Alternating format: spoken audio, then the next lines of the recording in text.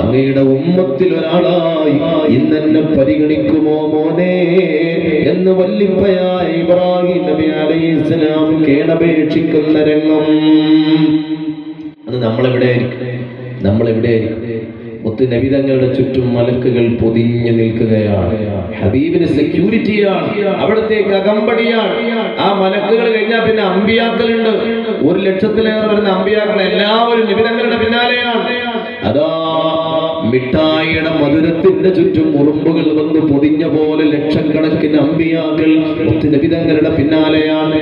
അത് കഴിഞ്ഞാൽ പിന്നെ സ്വഹാബിമാരുണ്ട്. ഈ വലിയ സംരക്ഷണത്തിന്റെ വലയം ഭേദിച്ചുകൊണ്ട് ആ ഹബീബിനെ ഒരു നോക്കെങ്കിലും കാണാൻ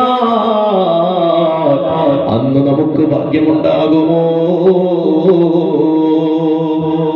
നിങ്ങളൊന്ന് സങ്കല്പിച്ചു നോക്കി സഹോദരൻ.